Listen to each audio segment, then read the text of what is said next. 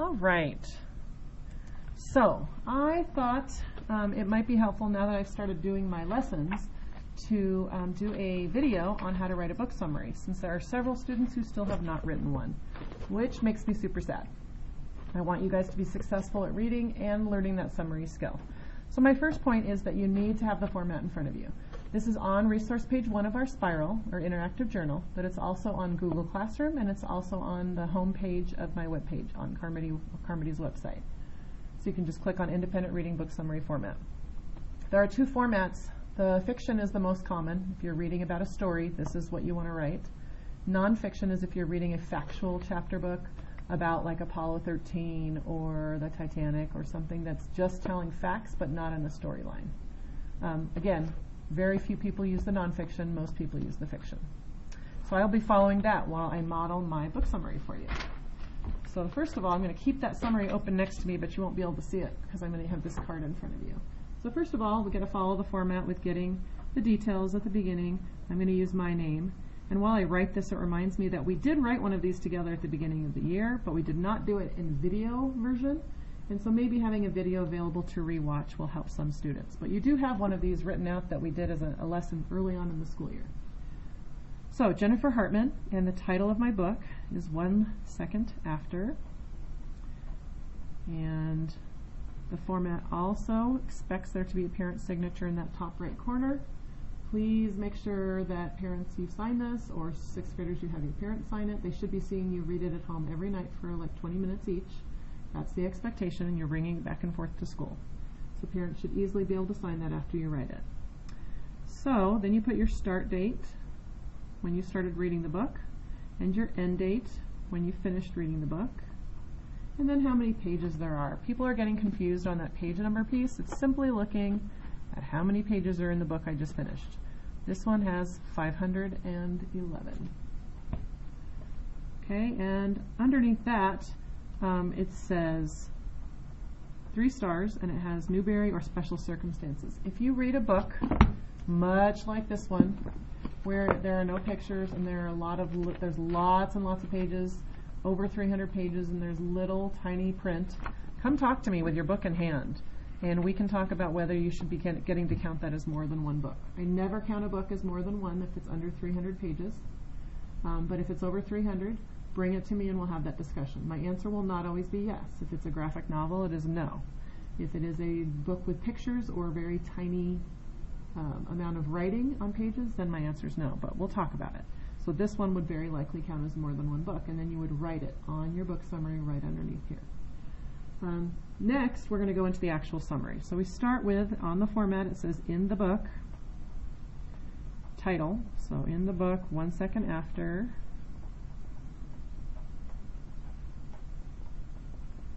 in the book, 1 second after, we need to underline titles, comma, by, my author is William R. Forstchen, I don't know if I'm pronouncing that right, comma, the problem starts when. So this is not what the problem is. This is when the problem starts. Problems usually start pretty early in the book. What led to the problem? So for me, the problem started when an EMP occurred. If you don't know what an EMP is, maybe you'll learn it in science later on. It's not a good thing. That's when the problem started. So the next sentence on the format, I'm looking at my format, is after that. And keep in mind, following the format's important because a summary is just the most important details. A lot of students are trying to turn in pages and pages that have all the details. That is not the skill we're looking for here. This is summarizing, this is picking out the most important details, which is why my format is a 7-sentence, very scripted formula. A retelling is a completely different skill where you put every single detail in. We're not doing that here. So we got to follow that format. Okay, so the next line that we go into is after that. The town struggles. So I'm just thinking about what happened in my book, and the next thing I think after the EMP is the town was struggling with how to survive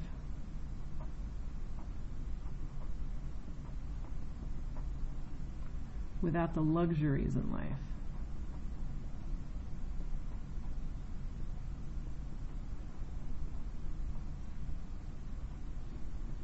Like electricity.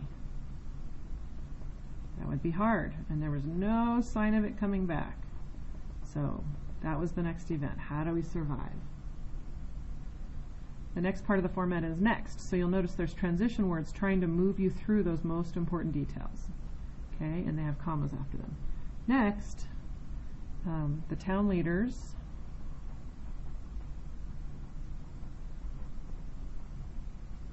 form a committee to organize the town.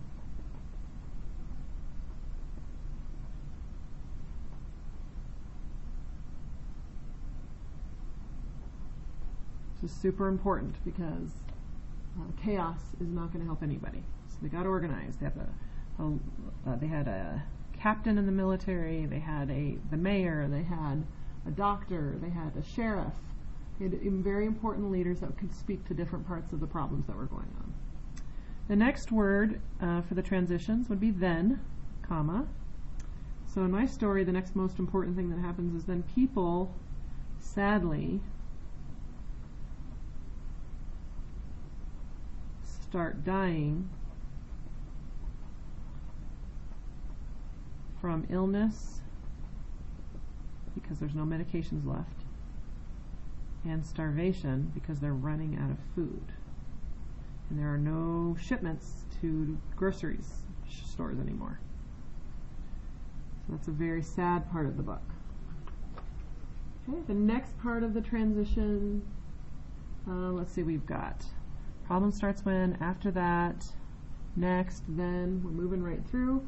Now we're at the problem is finally solved when. Wow. This is very quick to write. The problem is finally solved when.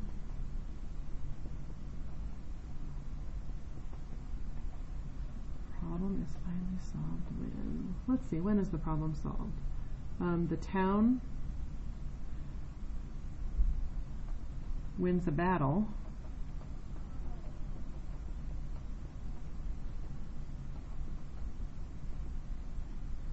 and the military brings supplies. So this is the military, the U.S. military, not the town military. So now they're getting some food and some medicines that are going to help them rebuild. The final sentence that a lot of people, not the very final sentence, but the final sentence of the storylines that really confuse people or they forget a lot is the story ends when. The resolution, which is the problem is finally solved when, that's not the end of the book. That's the resolution, but there's always an ending after that. The story ends when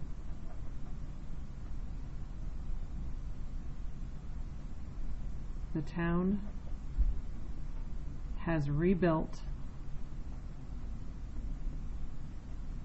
Whoops, there shouldn't be a T there. There should be an L. The town is rebuilt and things are looking up.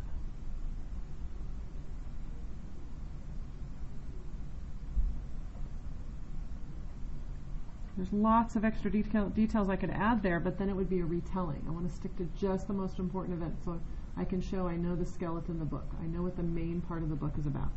Finally, we have our opinion. In conclusion, I felt this book, this is a conclusion sentence with your opinion,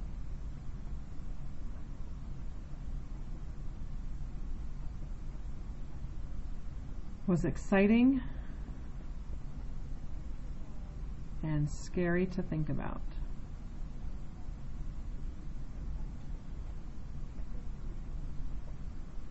And that's it. Not bad. 7-sentence summary.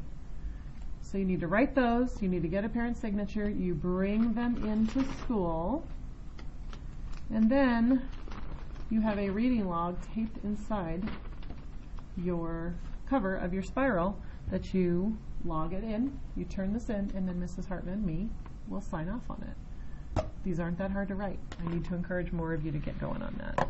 and you will find success. You will be a better writer about what you're reading, and you will be a better reader. Good luck.